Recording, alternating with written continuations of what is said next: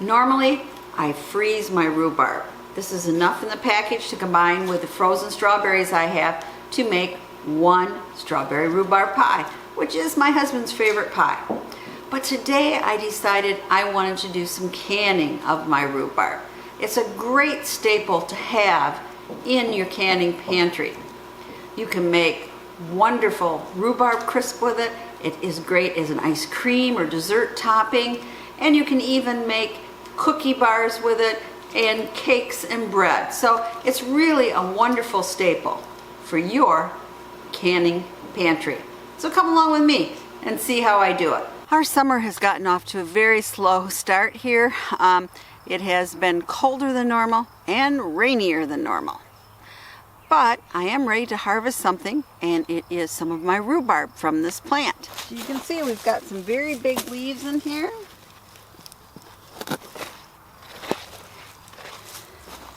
So we have a nice stalk here, big leaf on the bottom.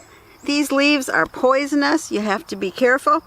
You can use them as a bug killer, but we aren't going to take those into the house, so we're just going to cut off the leaf, and I'll be back when I have my stalks harvested. So I've harvested a lot of it, but more will grow back, and we will have at least a second harvest. And over in the garden there, I have another rhubarb. It's a different variety, and it always takes longer to actually produce, which is great, so I don't get them both at the same time. But let's get inside and get started canning. The first thing we're going to do is wash our rhubarb well. We don't want any gritty sand or dirt in our canned product.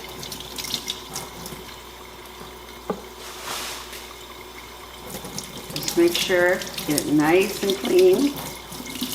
Anything debris off it or bugs. And we'll be back when we're done with this.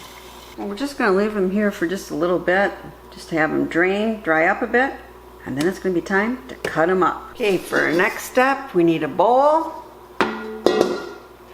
And we are going to look them over and we are going to cut them. You can just simply cut them like this, right over your bowl.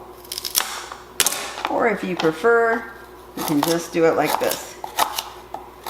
Personally, I think a knife is faster, but maybe it depends on how sharp a knife you have.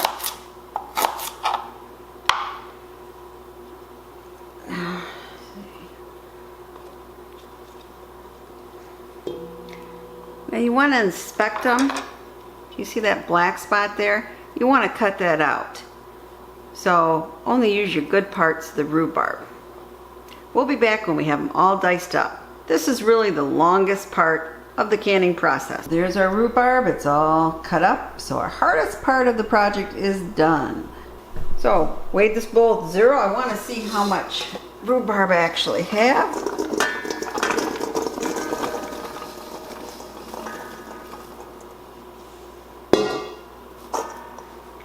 Okay, a little over, that's about 3 1/4 pounds. And we really kind of need that to know how much sugar to add. This isn't an exact science. They say about 3/4 of a cup for every 2 pounds. I am just going to put 1.5 cups in. And then we just want to mix it up. Just make sure you get that sugar all over it. And then let it stand for at least 30 minutes. Now you might say, wow, that's a lot of sugar. And yes, it is, but if you know rhubarb, it's pretty bitter. So it's up to you how much sugar you want to add, but this is the amount that I add. It's been a half hour. You want to have a little juice in this. There is juice. I don't know if you can see it starting to come out there. Maybe you can't. Trust me, there is juice here. So now it's ready for the next step. So put your rhubarb in a nice big pot, and you're going to cook it on low temperature until it gets soft. You know, if you have a different recipe where you don't like it cooked all the way, that is up to you. But in this case, I want it soft. So we'll be back. While you're cooking your rhubarb, you want to make sure to sterilize your jars. So we want to get these filled up with water. And this is very warm water right now. It's not boiling yet. So we want to get this boiling, and then we're going to let it boil for 10 minutes to sterilize the jars. You want to check how long you have to for your elevation. This is for my elevation, 10 minutes.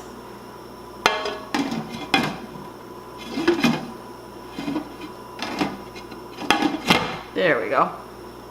It just makes it go a little faster. But you want to do that while you're cooking your rhubarb. I don't know if you can see this, but it's just really schmooshy. So it's done. So how did I come upon 3 pints and a little extra? Well, they say a pound of rhubarb equals about a pint. And you know, sometimes that's true, sometimes it doesn't seem to be true. So we will see this time if I calculated the number of jars I need correctly. So you want to have at least a ½ inch space. Looks like I only needed 3 jars, a little short of what I want there. Okay, we want to make sure there's no air bubbles in it. So go around it really well. Then when you get done, look at, still tangy. I have a little more in the pot. Just put it in there so we have not too much headspace. Now you want to wipe your jars just to make sure you just don't have anything on them. Because you want it to seal well. There we go. Put our lids on.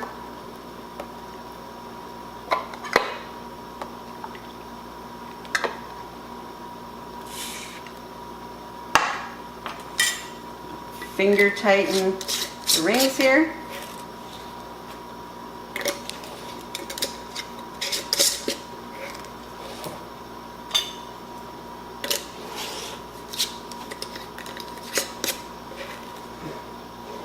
Now it's going to be time to put them in the canner. Should mention that you want to have some vinegar in there if you have hard water like I do, so you don't get cloudy jars. And you want to make sure you at least have 1 inch above the top of your pint jars. And then I'm going to put this on.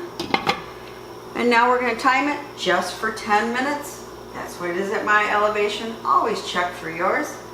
But we'll be back in 10 minutes. Well, 10 minutes went quick, and there we have it. We're going to let them sit there for 24 hours. And then I'm going to take off the ring, and I am going to put the date I canned them and what's in them. And then they'll go downstairs on my canning pantry shelf.